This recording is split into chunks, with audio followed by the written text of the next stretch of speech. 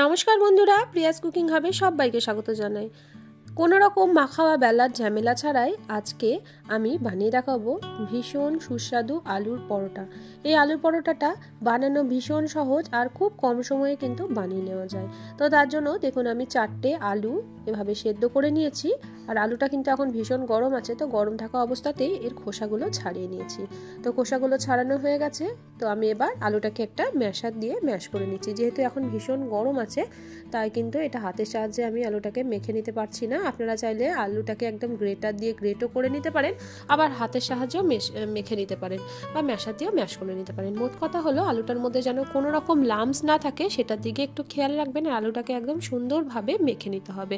তো আলুর মধ্যে আমি দিয়ে দিচ্ছি সামান্য একটু লবণ আর দিয়ে দিব হাফ চামচ সর্ষের তেল। আর লবণ আর তেল দিয়ে খুব ভালো করে আমি হাতের সাহায্যে এবার আলুটাকে মেখে নেব।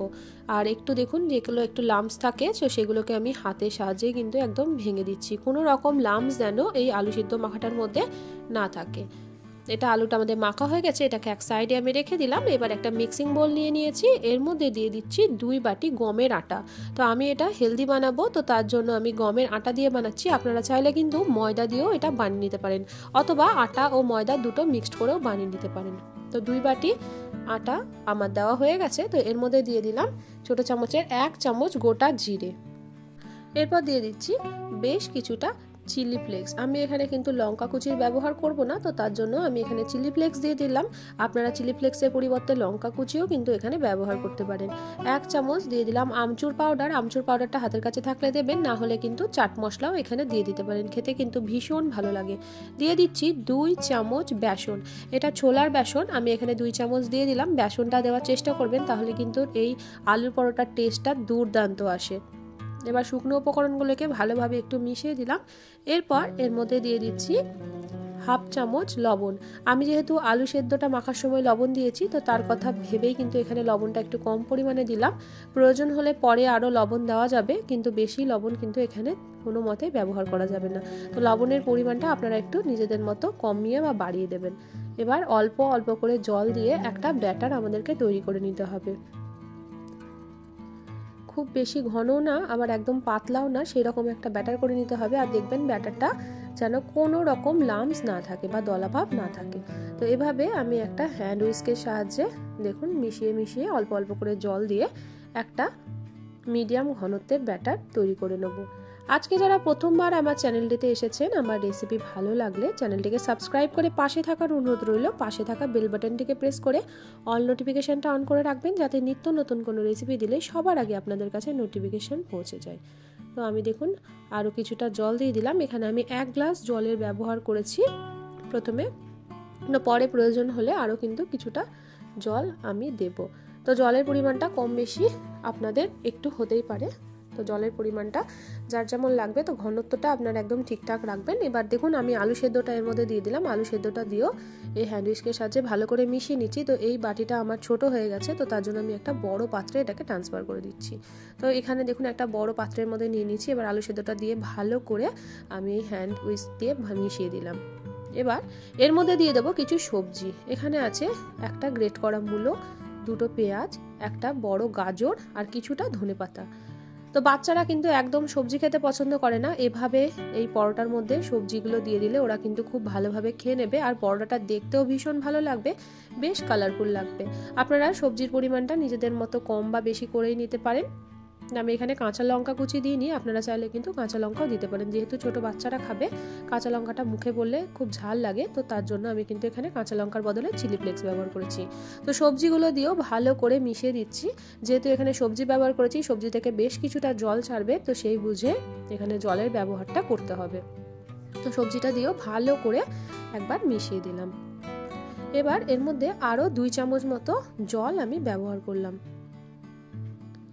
আশা করছি এর থেকে বেশি আর মনে হয় জল লাগবে না, যদি লাগে তাহলে সেটা পরে ব্যবহার করব। দিয়ে দিলাম খুব সামান্য একটু হলুদ গুঁড়ো, আর দিয়ে দিচ্ছি কালারের জন্য কিছুটা কাশ্মীরি লঙ্কার গুঁড়ো। ওই হাফ চামচ মতো কাশ্মীরি লঙ্কার গুঁড়ো দিয়েছি, আর ভাজা জিরের গুঁড়ো দিয়েছি হাফ চামচ মতো। এটা যেহেতু ছোট চামচ, এটা আমি বড় চামচের হাফ চামচের কথা আমি আপনাদেরকে বললাম। তো এবার গুঁড়ো মশলাগুলোকেও ভালোভাবে একটু মিশিয়ে দিচ্ছি। তো খুব ভালোভাবে এটা মেশানো হয়ে গেছে। এবার এটাকে ঢাকা দিয়ে 5 মিনিটের জন্য রেস্টে রেখে দেব। তো 5 মিনিট রেস্টে রাখলে ব্যাটারটা কিন্তু সুন্দরভাবে আমাদের সেট হয়ে যাবে। তো 5 মিনিট পর ঢাকাটা খুলে নিয়েছি। তো এবার একবার ভালো করে মিশিয়ে দেখে নেব যে ঘনত্বটা ঠিক কেমন আছে।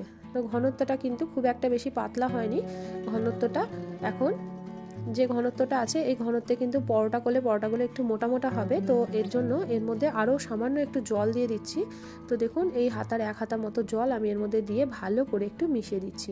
তো আপনাদেরকে এই ব্যাটারের ঘনত্বটা আমি দেখিয়ে দিচ্ছি। তো দেখুন ব্যাটারের ঘনত্বটা কিন্তু এই রকমই হবে, এর থেকে বেশি পাতলাও হবে না আর এর থেকে বেশি মোটাও হবে না। তো এই ঘনত্বের ব্যাটার আমাদেরকে তৈরি করে নিতে হবে। এবার এগুলো আমরা ভেজে নেব। তো আমি একটা ফ্রাই প্যান বসিয়ে দিয়েছি। তো ফ্রাই প্যানের মধ্যে দিয়ে দিলাম 1 চামচ সাদা তেল। আপনারা চাইলে কিন্তু এখানে বাটার বা ঘিয়েরও ব্যবহার করতে পারেন। তো আমি আজকে এটা সাদা তেলেই ভেজে নেব। তো 1 চামচ সাদা তেল দিয়ে এটাকে ভালো করে ব্রাশ করে নিলাম।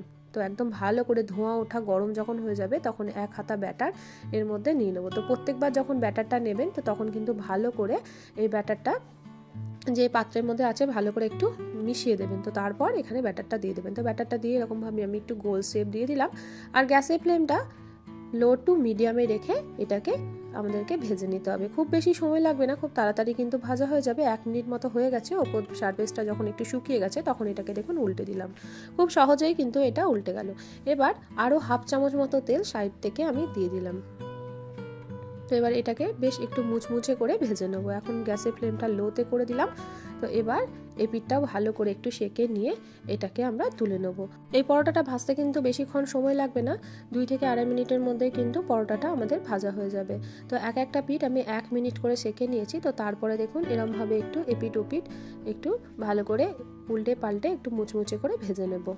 আর পরোটাগুলো কিন্তু ভীষণ নরম হয়। বাচ্চাদের টিফিনে কিন্তু আপনারা এভাবে আলুর পরোটা বানিয়ে দিতে পারেন, বাচ্চারা কিন্তু ভীষণ পছন্দ করবে। আর এরকমভাবে সবজি দিয়ে আলুর পরোটা বানিয়ে দিলে এটা ভীষণ হেলদিও হবে আর ছোট থেকে বড় সবাই কিন্তু খেতে পছন্দ করবে। একটা আমাদের হয়ে গেছে, ওটা আমি তুলে নিলাম। তো আর একটাও আপনাদেরকে আমি বানিয়ে দেখাচ্ছি। তো খুব সামান্য একটু তেল ব্রাশ করে দিলাম। এবারও আর 1 হাতা ব্যাটার আমি এখানে দিয়ে দেবো। তো প্রত্যেকবার ব্যাটারটা দেওয়ার সময় ভালো করে কিন্তু একটু ব্যাটারটা একটু নাড়িয়ে নেবেন, না হলে কিন্তু সবজিগুলো একই রকমভাবে এর মধ্যে ছড়িয়ে যাবে। আর এরকমভাবে হাতার সাহায্যে আমি এটাকে ছড়িয়ে দিলাম। তো এটা একটা গোল মতো শেপ দিয়ে দিচ্ছি। তো সাইডে একটু গোল হয়নি, তো আর একটু আমি হাতা দিয়ে ব্যাটার দিয়ে দিলাম। একই রকমভাবে এর ওপর সারফেসটা যখন শুকিয়ে যাবে তখন এটাকে আবারও উল্টে দেব। তো উল্টে পাল্টে এটাকে আবারও মুচমুচে করে একটু ভেজে নিতে হবে। তো দেখুন বন্ধুরা, এটাও সুন্দরভাবে এদিকটা ভাজা হয়ে গেছে। আবারও 1/2 চামচ তেল দিয়ে দিলাম। তো খুব বেশি তেলের এখানে প্রয়োজন হয় না, খুব অল্প তেলেই কিন্তু প্রত্যেকটা পরোটা আমাদের ভাজা হয়ে যাবে। আর পরোটাগুলো কিন্তু একদম নরম তুলতুলে হবে। তো এটা আমাদের ভাজা হয়ে গেছে। আবারও একই রকমভাবে একটু এপিট ওপিট উল্টে ভালো করে এটাকে একটু সেঁকে নিয়ে তারপর এটাকে এই গ্যাসের ফ্লেমটাকে তুলে নেব। তো দেখুন বন্ধুরা, এটা আমাদের হয়ে গেছে। এরকমভাবে আমি সব পরোটাগুলোই ভেজে নিয়েছি। তো দেখুন কতটা সুন্দর হয়েছে, আর দেখতেও কিন্তু ভীষণ লোভনীয় হয়েছে আর একদম কিন্তু নরম তুলতুলে হয়েছে। তো দেখুন আপনাদেরকে আমি দেখিয়ে দিচ্ছি, একদম কিন্তু নরম হয়েছে। এরকমই কিন্তু প্রত্যেকটা পরোটা একদম নরম তুলতুলে হয়েছে। এটা কিন্তু ঠান্ডা হয়ে যাওয়ার পরেও কিন্তু এরকম নরম তুলতুলে থাকবে। আজকের রেসিপি কেমন লাগলো বন্ধুরা অবশ্যই আমাকে কমেন্ট করে জানাবেন। রেসিপি ভালো লাগলে প্রিয়জনদের সঙ্গে শেয়ার করতে কিন্তু ভুলবেন না। এরকম সুন্দর সুন্দর সহজ রেসিপি পাওয়ার জন্য আমার চ্যানেলটিকে সাবস্ক্রাইব করে আমার পাশে থাকার অনুরোধ রইল। আজকের মতো আসি, দেখা হবে অন্যদিন অন্য একটা রেসিপির সাথে। সবাই ভালো থাকবেন, সুস্থ থাকবেন।